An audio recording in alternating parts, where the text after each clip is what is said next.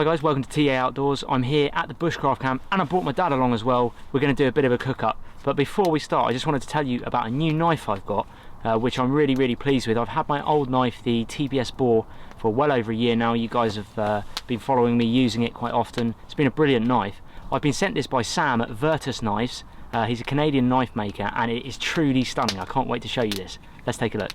So Sam makes these Kydex sheaths, and I've not actually got a Kydex sheath with any of my knives. I usually have leather, but the benefit of Kydex is it's very hard wearing, very durable, and it requires minimal maintenance.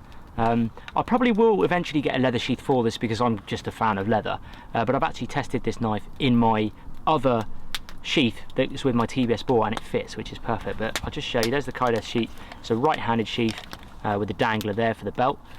But this is the knife itself, and it's very unique. So Sam's got his logo there, the Virtus logo, and the scales themselves here are they're stabilised, spalted maple, so you don't have to maintain them too much, just a bit of linseed oil every now and then, like you do with a lot of knife handles, wooden knife handles.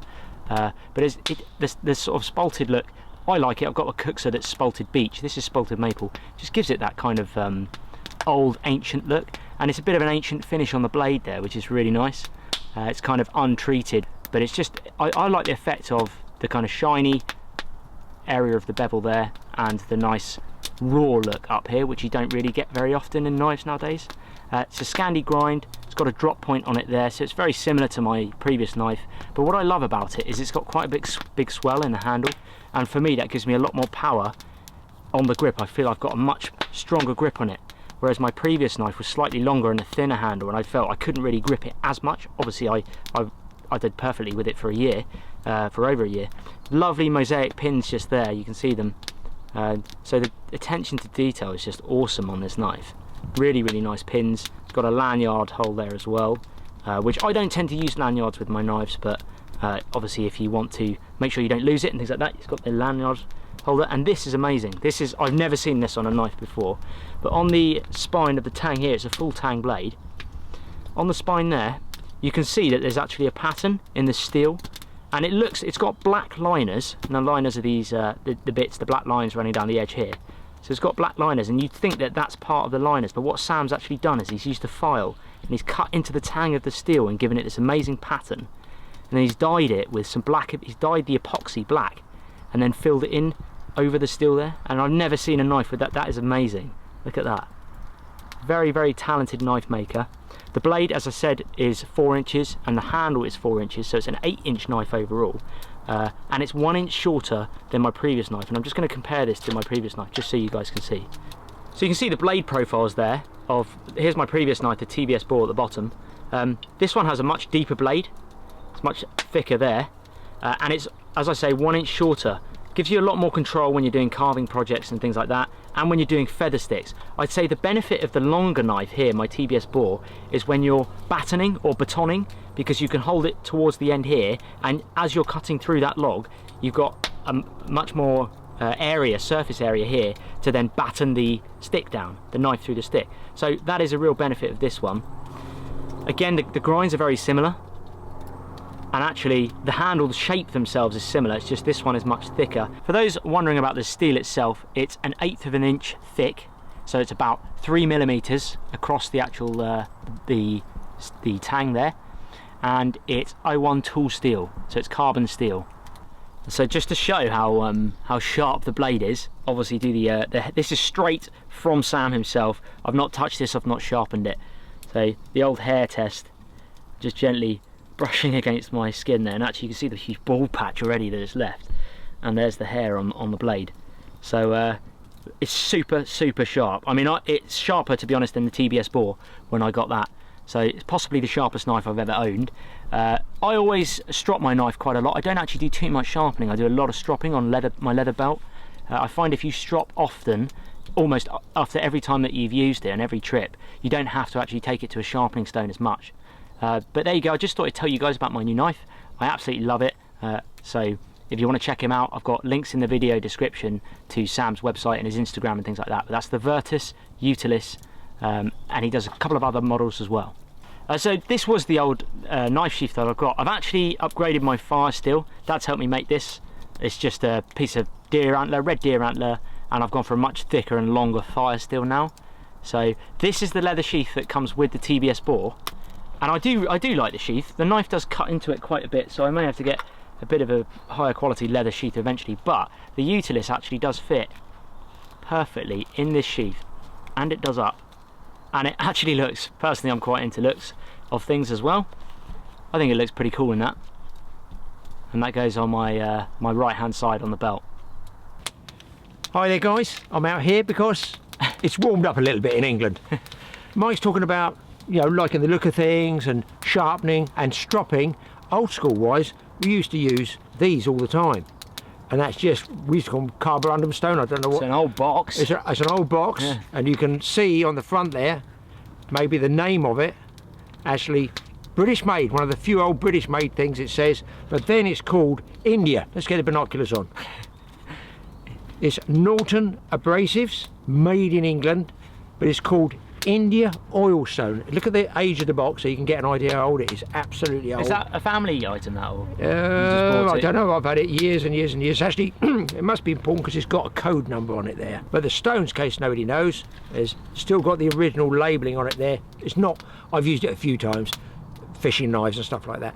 But they come in 2 grades, maybe that way you can see the 2 colours of it. So one side, which I can feel even with my fingers, this side would be the initial cutting side. The other side would be smooth. So you'd start backwards and forwards, getting the worst of the metal off if it's, you know, badly bashed about metal.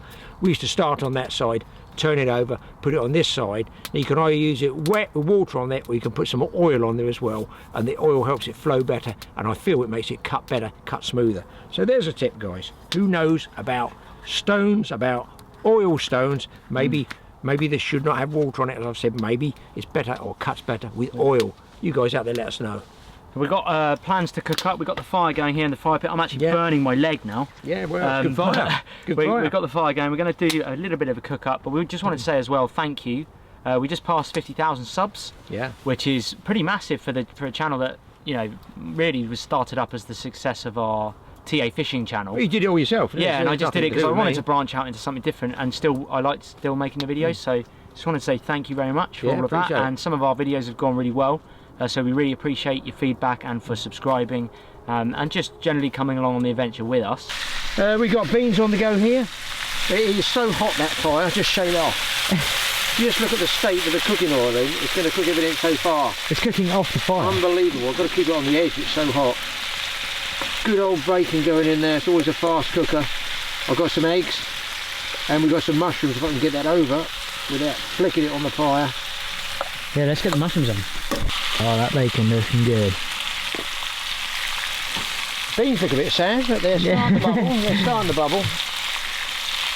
Jax is suddenly perked up over here. Look at that. Yeah, buddy. You want a bit of bacon, don't you? He's showing a lot of interest. Yeah, buddy. Look at that. Bacon boy. I'm trying to keep the bacon to the back and the eggs at the front, which we'll chop up, and I think we might as well fire in a few mushrooms as well. Living like kings here. Listen, it's all going to get mixed up. It really doesn't matter, guys. If you think I'm surviving on 3 caterpillars and a beetle, think again.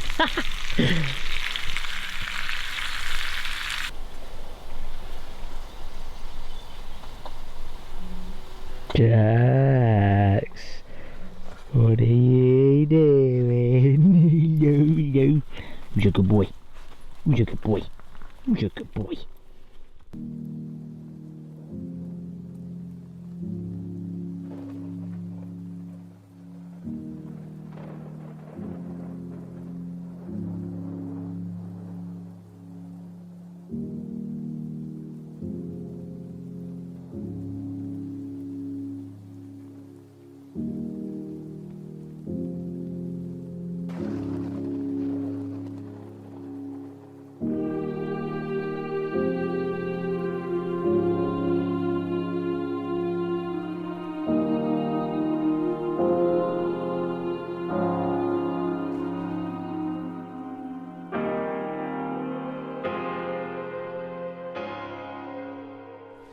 Serving up time, guys, I think. beans are done. I'm not sure how we're going to work this, but balance it on my knee. In fact, why don't I just sit down And give it to the dog. and if I spill any, we all know who's going to get it. That one. We've got the bacon, the scrambled egg, I've scrambled that, and I hid underneath the bacon all these lovely mushrooms. Goes in there, put that on the back. The beans are a bubbling and a smoke in there.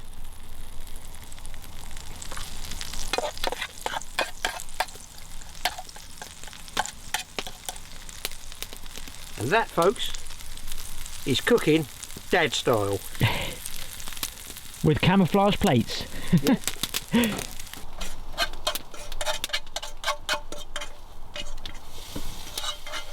Well, looks good, Dad, I have to admit. It's good, tastes good. We didn't like the plastic knives last time, so the wife bought me this thing. Then I'll drop it on the fire. Just goes on your hip. If I can work out how it opens, you bend it open here, bend it open there. It just pops apart.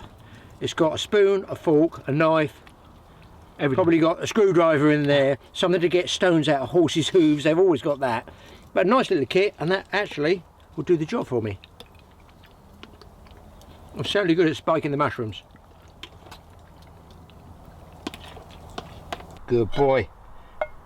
Your old Uncle Graham going to give you some leftovers. There we go. Now, are you a meat eater or not? Nearly a finger eater.